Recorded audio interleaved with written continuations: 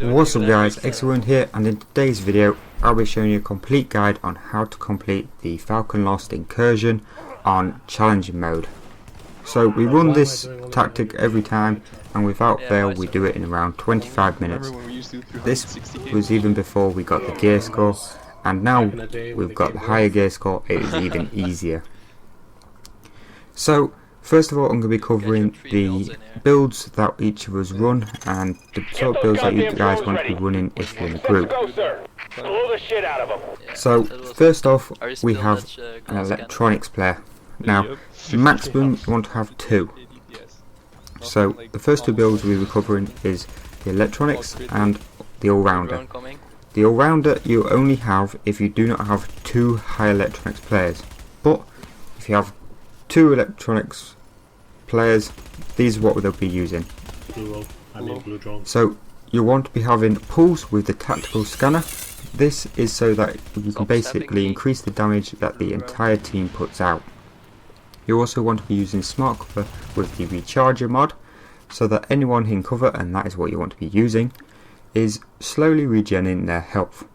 You also want to have the ultimate survivor link for the later rounds and for emergency situations, just to make sure that you don't go down and have to start again. We're gonna need more than guns to take that APC out. So remember, if you have 2 players with high electronics, you do not need the following build, the all-rounder.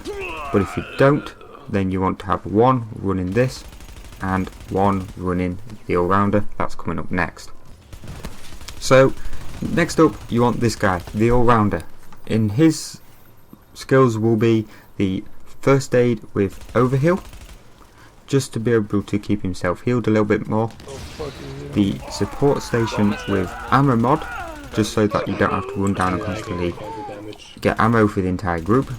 And the ultimate again will be the survivor link, just for them later rounds and emergency situations. This player's build will be basically a bit of DPS, a bit of health, and a bit of electronics. He's one of these players who has access to all of the gear, but doesn't really know what sort of build he wants. Next up, we'll be having the high DPS player. So the high DPS player will be running first aid again with the overheal mod, again just to make sure that he can heal himself when the recharger isn't working fully or it's down for a few seconds, and the pulse with the tactical scanner. This again will be used only when the electronics player's pulse is not up. So those few seconds that it's not up, the high DPS player will be using his, just again to increase the whole damage for the group, but mainly just so that you know where all the enemies are. That is a very vital thing that is needed, and you should definitely have this. Again, we'll be running the ultimate survival link for the later rounds and the emergency situations when it is needed. That is it. Next up, we'll be talking about my build that I always run in the groups, and one of the more important builds. I'm not just saying that because that's what I run, but it is one of the more important builds. The electronics is the most important, but the tanky DPS is the second most important. So the tanky DPS player will be using the first aid with overheal. This again just for while the recharger is not up, just to keep himself healed up, just so that when his first aids are down as well, he can keep his heals up. He'll also be using the sticky bomb with flashbang. Now this will be used for making sure that the drones don't get too close, and also if in emergencies the shotgunners do get too close, then it will be used for that situation as well. He'll again be using the ultimate survival link for the emergency situations and later rounds where it is needed. That is it. Now this player's build is basically high DPS, very high health, and very low skill power. This is the reason why he uses the sticky bomb with the flashbang, as it doesn't determine how much damage it does or anything like that, as it's just a crowd control skill. This is the reason why it is, and if the drones are getting too close to your team, then the tanky DPS player is the player to blame. as you can see here in the background, you saw me just use the flashbang mod there on the drones to stop them in their flight.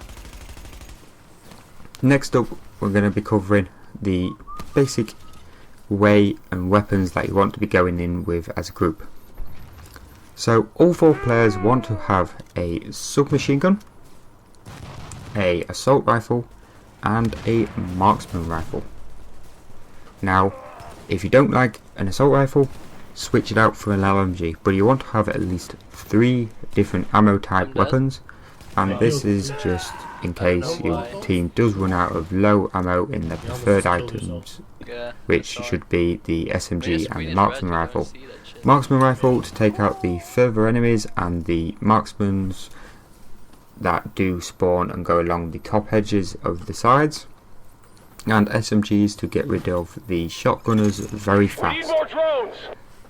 You also want to stand on this area here that you can see us standing on now, as the shotgunners can only come up from the left and the right, and this is a great area for you to communicate and just basically say, you know, shotgunners left, shotgunners right, or they're coming up left or they're coming up right. Now, quick, clear communication, and as you can hear in the background, you can hear us communicating, and you'll hear us communicating all through this video, and I left that in so that you guys can see what sort of communication you have. We are also messing around in the communication as well, but that's because we're very experienced and we've done this a lot of times.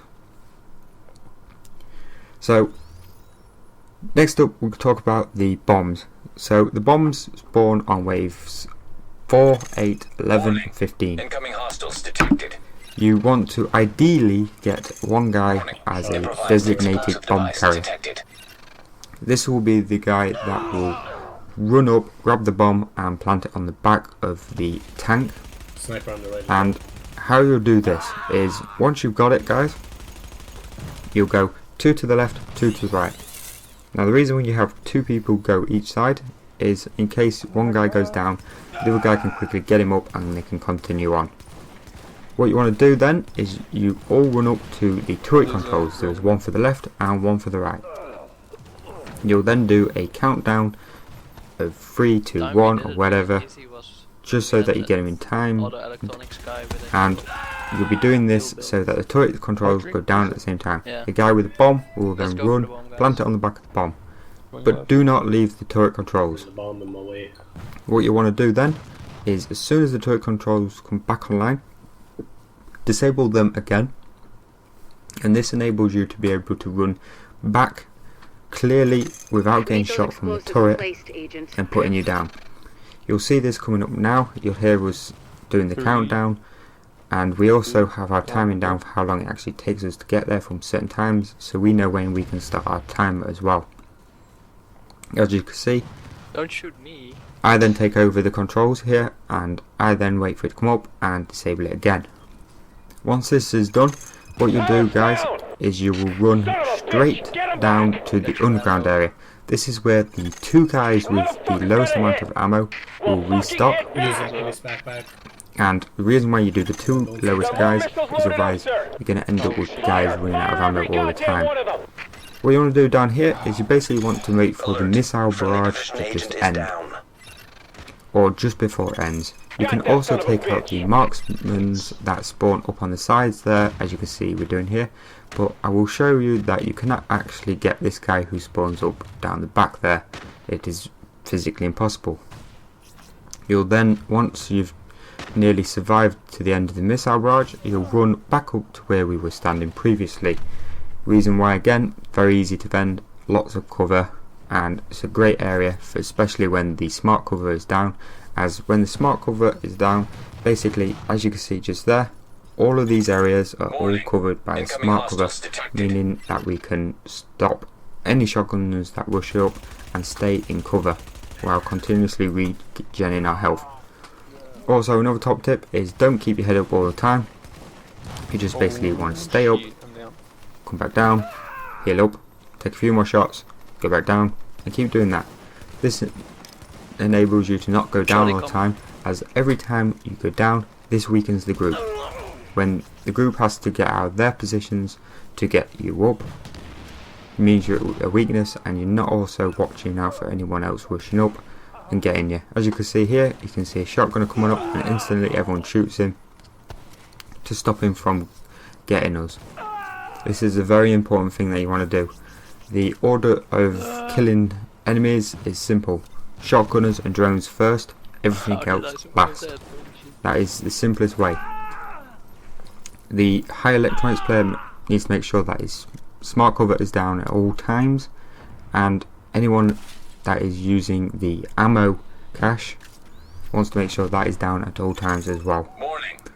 Also, the electronics build and the high DPS build player want to communicate with each other for when their pulses are up and when they're using them. Remember, the electronics guys will be the most important as it will increase the damage for the whole group the most compared to what the others would with the high DPS players one, because his skill power won't be as high.